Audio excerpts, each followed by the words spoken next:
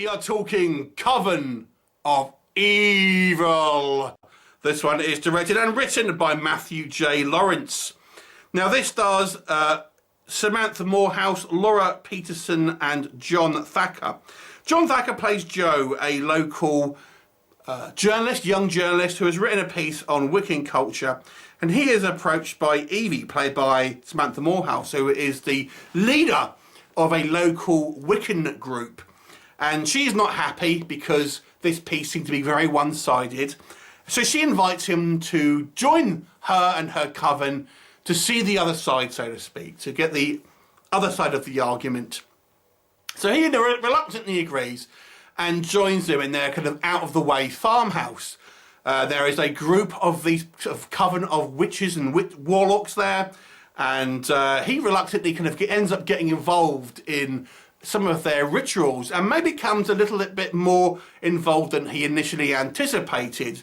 Along the way, he actually meets someone who is also staying at this particular house, who may have had a particular fate in mind for them that involves this coven. What will happen? You'll have to watch the movie to find out. So I'm trying to be somewhat vague with the plot there because there are a couple of reveals that happen within the movie. It's a very low budget British movie without kind of much in the way of kind of special effects and things like this. But first of all, let's talk about what I liked in this movie. Okay, now it is a kind of a lower budget movie. I have to say I actually kind of enjoyed some of the cast here. Samantha Morehouse, who plays Evie, I've got to say was a very vampy and a seductress, so to speak. I thought she played her part very well. Also, her husband Craig Armella, who plays Xander, is this very kind of brutish, thuggish guy, and it's not what you'd expect when you're talking about a high priest of an occult religion, but nonetheless he's a scary figure. And I actually thought their performances were quite good, and I quite like their characters. Well, I mean, they're unlikable characters, but they play them well, is what I mean. And also, this movie does have weird kind of sexual undercurrents that are kind of running through it as well.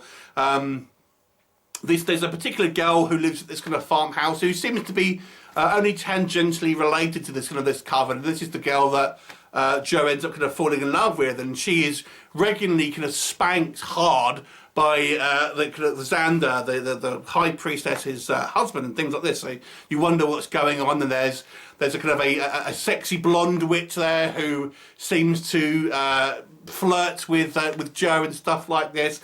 And also, as we go along in the movie, I kind of quite enjoyed the reveals about kind of what was happening here and the true kind of nature of what they're actually up to. And when I was initially kind of watching it, I was thinking, well, why have they actually invited this guy? And then it does become apparent. So I did think that maybe there was going to be a few plot holes, but in actual fact, it kind of does make sense to kind of a certain degree. And I actually found that the plot somewhat interesting, and I quite enjoyed it, I have to say. What doesn't work? Some of the other acting isn't brilliant. Some of the other members of this kind of like this coven seem to be a little bit uncomfortable and seem to have somewhat inconsistent performances, I have to say. What we do see in special effects is quite poor. I actually think the movie would have benefited from not having them at all. There's a couple of instances where they use visual effects and it doesn't really look good. My biggest complaint with this movie, the ending. The ending absolutely sucks, unfortunately. Well, okay, so we have the climax about what happens in this ritual, the kind of the final ritual, and it's piss poor, unfortunately. What actually transpires and what we see as a cinema goer, poor, very badly done. And then we have the climax as well, which is a typical, what I call the FU moment. Again, didn't make loads of sense, I have to say. And I have to be honest with you, if you were in Joe's shoes, I would question what had happened just before this kind of scene taking place. And look at this, it's a little bit upsetting really, because I think the ending is so weak, but the plot was relatively competent before that. So unfortunately, it does kind of really lose a lot of points, because I feel the movie, although it was low budget, and some might say meandering, some might say a little bit dull because there wasn't kind of loads happening on screen, but I have to say I thought the storyline was good, and I actually kind of quite like the performances. John Thacker as Joe, again, it's not a particularly confident performance, but the character is meant to be somewhat kind of skittish, so I actually kind of think it worked. Even though I don't think that was necessarily the character, I think it may have just been Joe Thacker's maybe acting wasn't maybe top notch, but I think it actually kind of works in the context of this movie, as well as Alice, who is kind of like also this very naive girl that he ends up kind of falling in love with, so to speak. I think they both did fittingly good performances, if that makes sense. So, looking at the IMDb rating, it's pretty poor.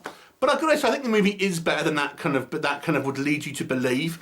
But I don't think you have, the cover's all got monsters and stuff on, and maybe that's what people were expecting. But I think it's an enjoyable film if you just take it as a, like a cult worshippers movie without the kind of the monsters and stuff in there.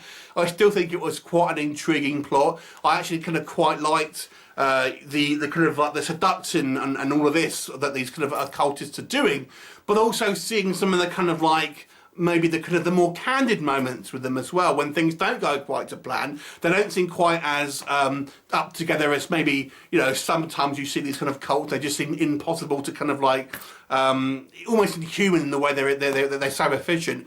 But this one, they do have a few breakdowns in communications and things don't go entirely to plan, and I actually quite like that, because it did make the fact that these, even though these are worshippers of evil, so to speak, they are still human. They still kind of make a hash job of things sometimes.